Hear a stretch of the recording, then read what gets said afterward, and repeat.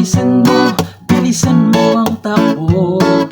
Ilagan ng mga bombang nakatutok sa ulo mo. Tutoy, tumalon ka, tumaba kung kailangan, at baka matamaan ng mga balang ligaw. Hindi ulat ilaw.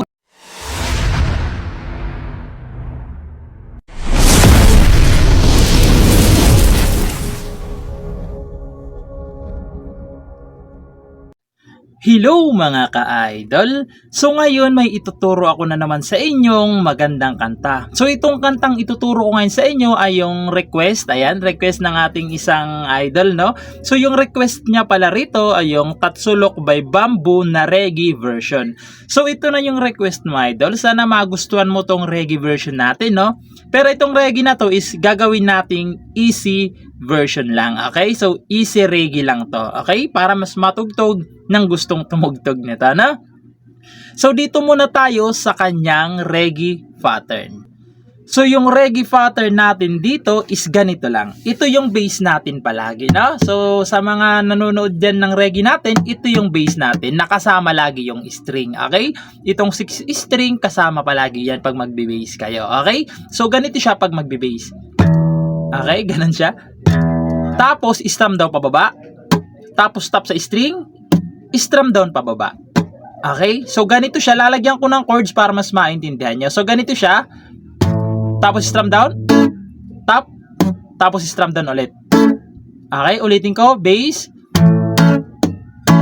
Okay? So ganun siya. Sa kada chords, dalawang beses nyo gagawin yung reggae pattern natin, okay?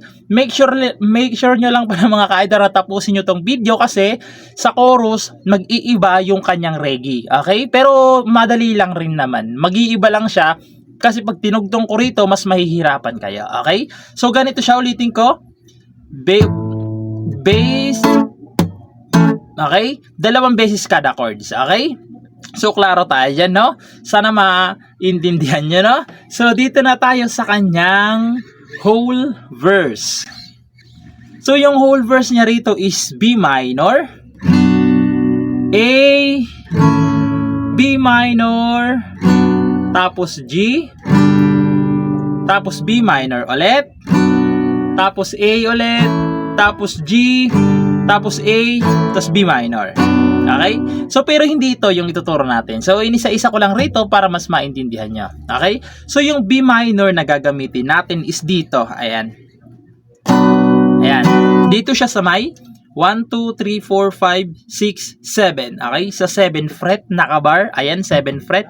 7, 8, 9. Sa 9 fret naman, 5th string tsaka 4th string. Okay? Ayan yung B minor na gagamitin natin. Okay? So, klaro tayo dyan. B minor. Sunod is yung A naman is ito. So, yung A sa 5th fret nakabar. 1, 2, 3, 4, 5. Okay? Sa 5th fret nakabar. Dito naman sa kanyang 6 ay 3rd string. Okay? 3rd string. Sa 7th fret naman ay 5th string tsaka 4th string. Ayan yung A. Okay? A. Pagkatapos niyan, babalik lang kayo ng B minor. Sunod is G. Yung G, ito siya. So, yung G sa 3rd fret nakabar. 1, 2, 3. Nakabar dyan sa 3rd. Sa 4th naman, 3rd string. Sa 5th fret naman ay 5th string tsaka 4th string. Okay? Ayan yung A. Ay, sorry. G pala. Sorry, G. Tapos, babalik lang kayo ng B minor. Tapos A. Tapos G ulit. Tapos A. Tapos B minor. Okay, so dito sa dulo, yung makikita nyo naman dyan, sa dulong B minor, kahit ganito na lang.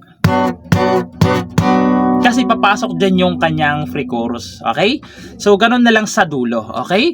So, sasampulan ko naman kayo para mas maintindihan nyo, no? So, ganito naman siya kapag sinampulan. Okay? So, ganito siya. Tutoy, bilisan mo ang takbo. Ilagan ng mga bombang nakatutok sa ulo mo. Tutoy, tumalon ka, tumaba kung kailangan, at baka matamaan ng mga balang ligaw. Tapos papasok yung free chorus. Hindi pula't dilaw, tunay na magkalaban. Okay? Papasok yung free chorus. Okay? So proceed na tayo doon sa kanyang free chorus. So yung free chorus is G. So hindi ko na iisa-isahin yung string, no, kasi naturo ko na. Ayan, G. Sunod is F sharp minor. So yung gagamitin nating F sharp minor is yung normal lang. Okay? Ayan. So yung F sharp minor sa second fret nakabar, sa fourth fret fifth string lang, tsaka fourth string. Ayan yung F sharp minor na gagamitin natin. Okay? So yung G tsaka F sharp minor, 2 times yung gagawin. Okay? Pagkatapos, pupunta kayo ng B minor. So naturo ko na rin to, kaya hindi ko na lang iisa-isahin. Okay? Ayan.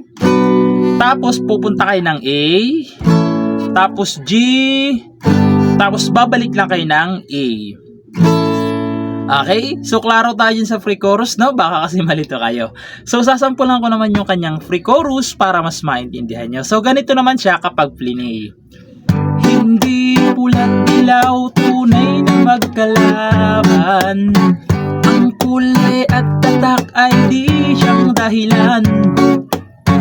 Hanggat marami ang lugmok sa kahirapan, at ang hustisya ay para lang sa mayaman. Papasok yung chorus. Habang may tatsulok, doon na papasok yung chorus. Okay?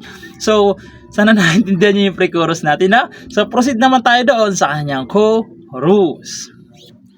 So, yung chorus dito mga ka-idol, dito na yung sinasabi ko na mas magandang tapusin nyo yung itong video natin kasi dito sa chorus is may mag-iiba yung reggae. Okay? So, sana umabot kayo dito sa chorus, no? So, dito naman yung chords niya sa chorus ay B minor pa rin. And F sharp minor.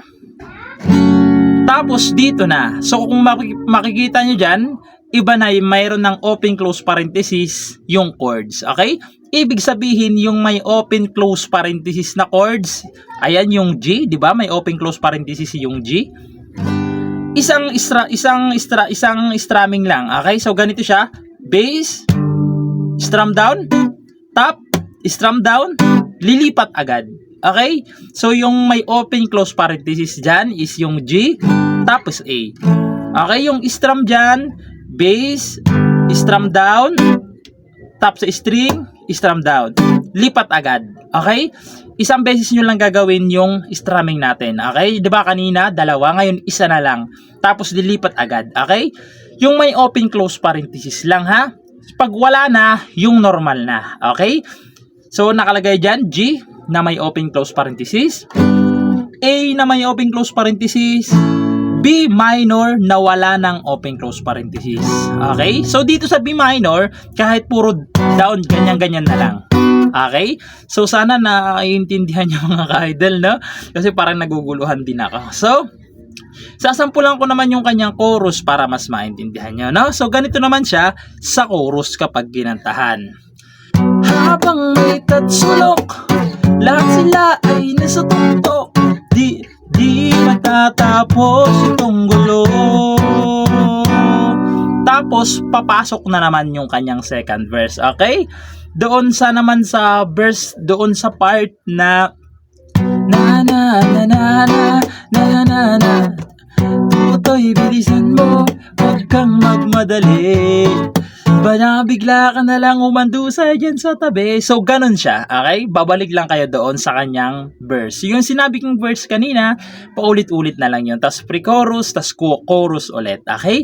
So, ayun lang, idol. Itong request mo, sana nagustuhan mo, no?